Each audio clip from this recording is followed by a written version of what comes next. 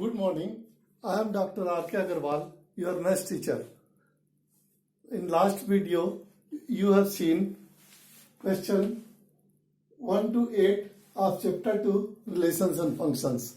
Today, you will see question 9 to 12 of same chapter, and that will complete the chapter number 2.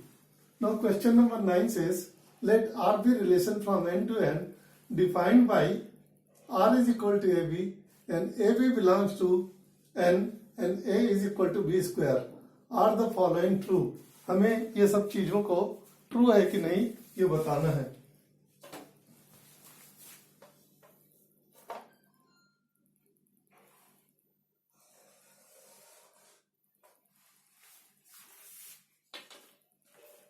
So A and A belongs to R for all A belongs to R. अभी हम इसमें देखते हैं A दो element ले लिया, A is equal to B square. So A is equal to 1 1 2 2 3 3. अभी पहला एलिमेंट देखें, A is equal to B and A is therefore A is not square of B. अभी पहला एलिमेंट देखें 1 तो स्क्वायर होगा बराबर, लेकिन दूसरे एलिमेंट A को ले 2 और B को ले 2 तो स्क्वायर नहीं होगा. A will not be square of B. So ये question number 1 becomes false. Number 2 is AB belongs to R implies का मतलब होता है AB को उल्टा कर दे तो भी उसका एलिमेंट चेंज नहीं होना चाहिए, ये चेंज नहीं होना चाहिए वैल्यू. तो A को हम 4 लें और B को 2 ले तो A is equal to B square. A is 4 and B square is 2. So A is equal to B square. अभी चेंज हो जाएगा जब तो B 4 हो जाएगा, A 2 हो जाएगा. Then B is 4 means A की जगह B आ गया. 4 is not equal to B is 4 is not equal to A square. तो A क्या पहला B हुआ, B has come in place of A. A is 4 and B is 2. तो A is not equal to 4 square. 4 is not equal to A 4 हो गया और B 2 हो गया. अभी इस दूसरे केस में क्या होगा, B A 2 हो जाएगा और B हो जाएगा 4. B हो जाएगा 4. देन A 4 है तो B स्क्वायर है. अभी A 2 है तो B स्क्वायर नहीं होगा क्योंकि 16 हो जाएगा. सो ये ट्रू नहीं है. दूसरा भी फॉल्स है. तीसरे में जाए तो क्या बोलता है, A B belongs to R and B C belongs to R for all values of A belongs to R. अभी A B B C को A B belongs to R, B C belongs to R for all values of R. So हम इसमें देखें A को 2 ले, B को 4 ले तो A is equal to B square, ये ठीक है. देन B 4 ले लिया हमने यहाँ, C को हम 2 लेते हैं. C का क्या वैल्यू होना चाहिए, 16 होना चाहिए. Then B is equal to C square. Then A is equal to 2 and C is equal to 16. So A is not equal to C square. So ये false है. तो तीसरा भी हमारा false है. अभी सॉल्यूशन नंबर 10 जाएंगे. क्वेश्चन नंबर 10 बोलता है A is equal to 1 2 3 4 and B is equal to 1 5 9 11 15 16 and function F is equal to 1 5 2 9 3 1 4 5 2 11.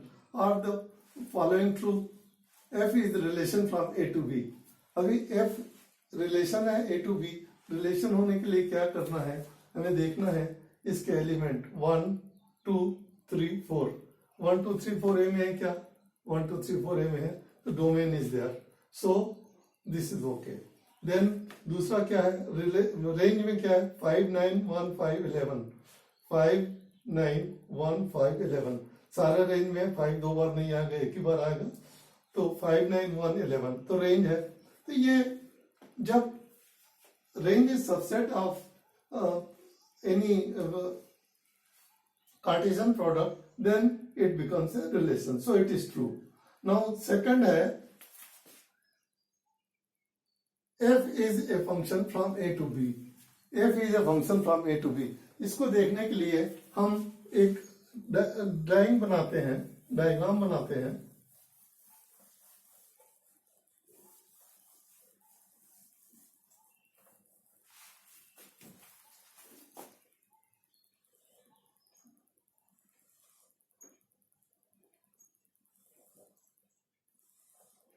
ये a है, ये b है.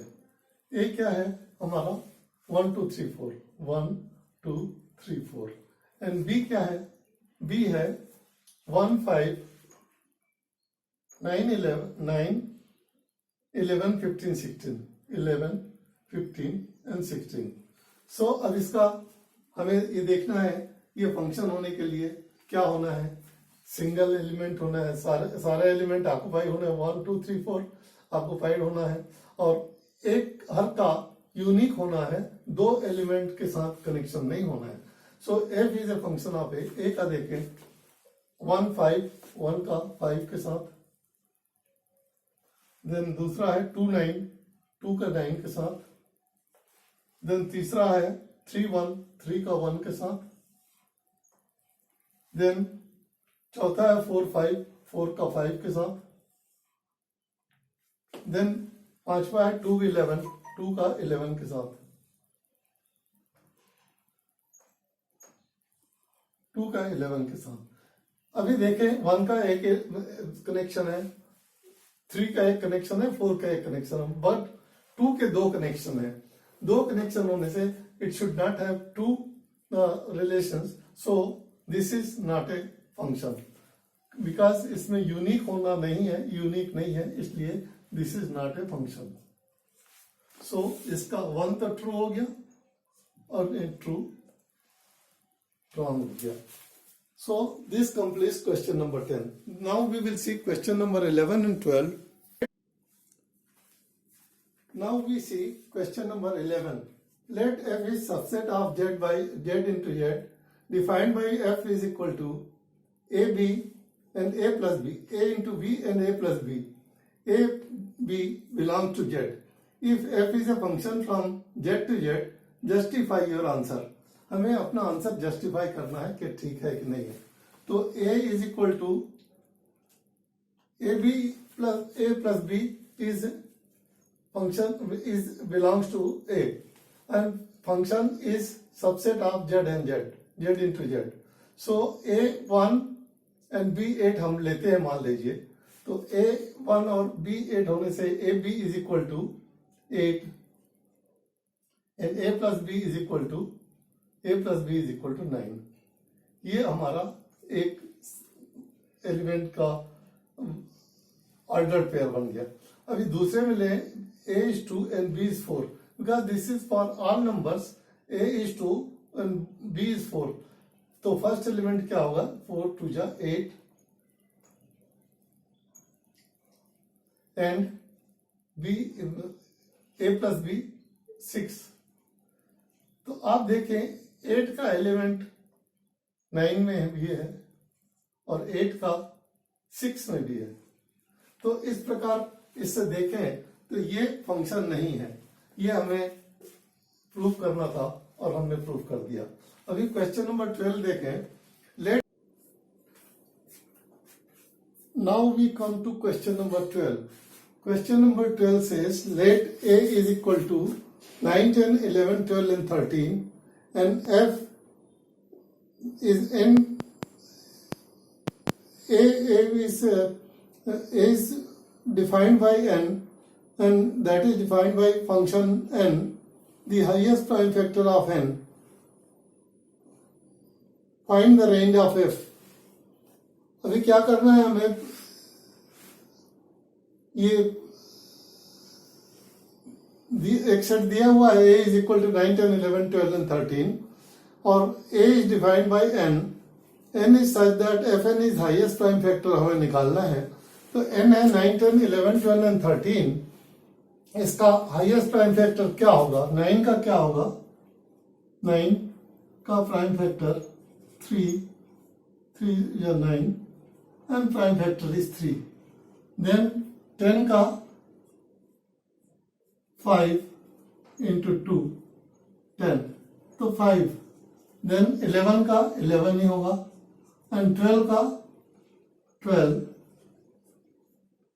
2 6 then 2 again 3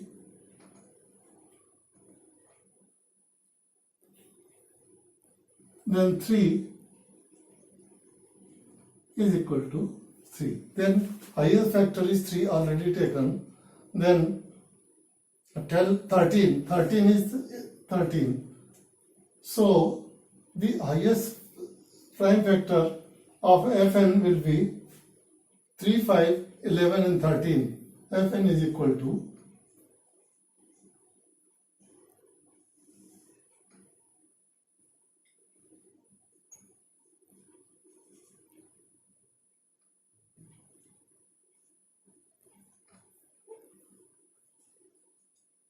3, 5, 11 and 13. So this is the highest prime factor of 9, 10, 11, 12 and 13 and which is generated by Fn. So this completes our example question number miscellaneous exercise 9 to 12 and thus chapter number 2. So this will be not range not Fn. This is range.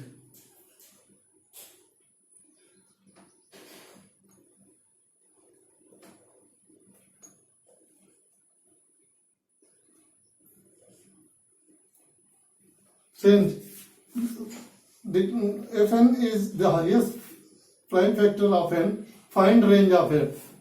Range of Fn is 3, 5, 11 and 13.